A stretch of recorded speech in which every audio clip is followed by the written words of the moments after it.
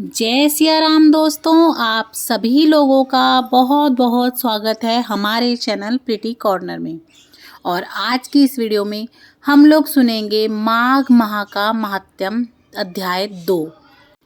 और जो माघ मास में कहानियाँ सुनी जाती हैं उसकी भी मैंने एक वीडियो बना के चैनल पे डाल रखी है। प्लेलिस्ट आपको डिस्क्रिप्शन बॉक्स में मिल जाएंगी माघ माह की सभी वीडियोस की, तो आप उन्हें जाके चेक ज़रूर कर लीजिएगा। और इस महात्म्य के साथ आप उन कथाओं को भी ज़रूर से सुन लीजिएगा। माघ महा महात्म्य के प्रथम अध्याय में हमने सुना कि सभी ऋषि सूत जी से माघ महात्म्य सुनने की प्रार्थना कर रहे थे। सूत जी ने माघ महात्म्य सुनाते हुए राजा दिलीप का प्रसंग सुनाया, जिसमें राजा दिलीप शिकार ढूंढता हुआ एक तपस्वी के आश्रम में पहुंचा और उनसे माघ मास का महात्म्य बताने की प्रार्थना की। अब हम दूसरा अध्याय शुरू कर रहे हैं। जय श्री हरि। राजा के ऐसे वचन सुनकर तपस्वी कहने लगा कि हे राजन, भगवान सूर्य बहुत शीघ्र उदय होने वाले हैं, इसीलिए यह समय हमारे लिए स्नान का है, कथा का नहीं। सो आप स्नान करके अपने घर को जाओ और अपने गुरु श्री वशिष्ठ जी से इस महात्म्य को सुनो।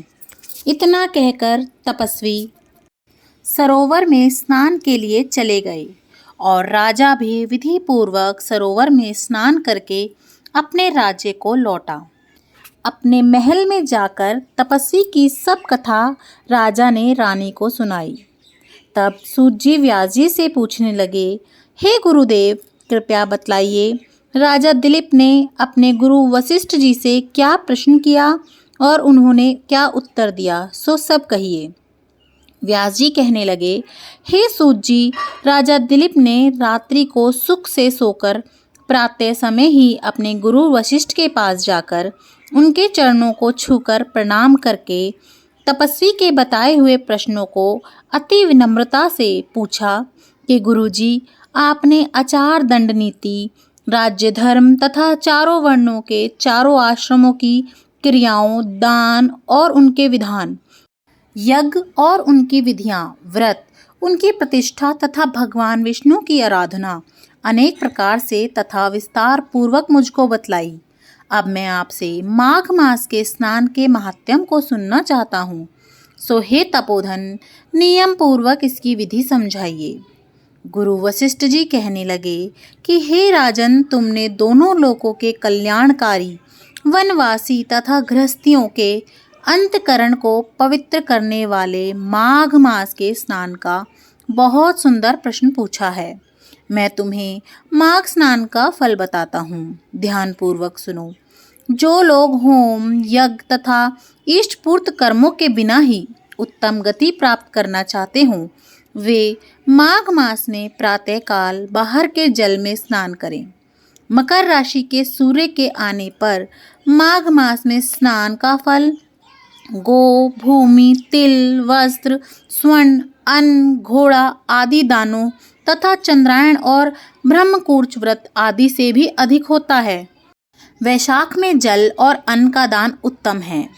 कार्तिक में तपस्या और पूजा की प्रधानता है तथा माघ में जप, होम और दान, ये 3 बातें विशेष हैं। जिन लोगों ने माघ में प्रातः स्नान, नाना प्रकार का दान और भगवान विष्णु का स्तोत्र पाठ किया है, वे ही दिव्य धाम में आनंद पूर्वक निवास करते हैं। अपनी किसी प्रिय वस्तु के त्याग और नियमों के पालन से माघ साधा धर्म का साधक होता है और अधर्म की जड़ काट देता है। माघ में स्नान करने वाला पुरुष राजा और मुक्ति के मार्ग को जानने वाला होता है। दिव्य दृष्टि वाले महात्माओं ने कहा है कि जो मनुष्य माघ मास में सकाम या भगवान के निमित्त नियम पूर्वक माघ मास में स्नान करता है, वह अनंत फल वाला होता है। उसको शरीर की शुद्धि, प्रीति, ऐश्वर्य तथा चारों प्रकार के फलों की प्राप्ति होती है। अदिति ने 12 वर्ष तक मकर संक्रांति में अन्न त्याग कर स्नान किया। इससे तीनों लोकों को उज्जवल करने वाले 12 पुत्र उत्पन्न हुए। माघ में स्नान करने से ही रोहिणी, सुभगा, अरुंधति दान शीतल हुई और इंद्राणी के समान रूपवती होकर प्रसिद्ध हुई। जो माघ मास में स्नान करते हैं तथा देवताओं के पूजन में तत्पर रहते हैं, उनको सुंदर स्थान, हाथी और घोड़ों की सवारी तथा दान के लिए द्रव्य प्राप्त होता है।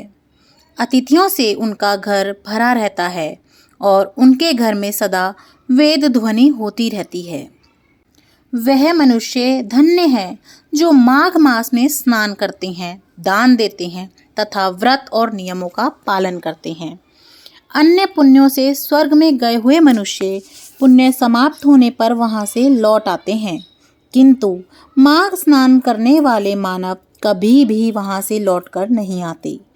इससे बढ़कर कोई नियम, तप, दान पवित्र और पाप नाशक हो ही नहीं सकता। इससे बढ़कर कोई तप और इससे बढ़कर कोई महत्वपूर्ण साधन नहीं है। यही परम हितकारक और तत्काल पापों का नाश करने वाला है। एक समय महर्षि भृगु ने मणि पर्वत पर विद्याधर से कहा था, जो मनुष्य माघ के महीने में जब उष काल की ललिमा बहुत अधिक हो, गांव से बाहर नदी या पोखरे में नित्य स्नान करता है, वह पिता और माता के कुल की 7 पीढ़ियों का उद्धार करता है। स्वयं देवताओं के समान शरीर धारण कर स्वर्ग लोक में चला जाता है। ये सब सुनकर राजा दिलीप ने पूछा, हे गुरुजी, कृपया बताइए, ब्रह्म ऋषि भृगु जी ने किस समय मणि पर्वत पर विद्याधर को धर्मोपदेश दिया था? ये सब सुनने की मेरी बड़ी इच्छा है। इस पर वशिष्ठ जी बोले, हे राजन, प्राचीन काल में एक समय 12 वर्षों तक वर्षा नहीं हुई। इससे प्रजा त्राही त्राही करती हुई 10 दिशाओं में चली गई। उस समय हिमालय पर विंध्य पर्वत के बीच का प्रदेश खाली हो गया। यज्ञ, हवन, जप और विधान्य आदि सब बंद हो गए। समस्त लोकों में उपद्रव होने लगा। धर्म का तो लोप ही हो गया। भूमंडल पर फल, मूल, अन्न और पानी बिल्कुल ही कम हो गया। उस समय नर्मदा नदी के तट पर महर्षि भृगु का आश्रम था। वे अपने आश्रम से शिष्यों सहित निकलकर हिमालय पर्वत की शरण में आ गए।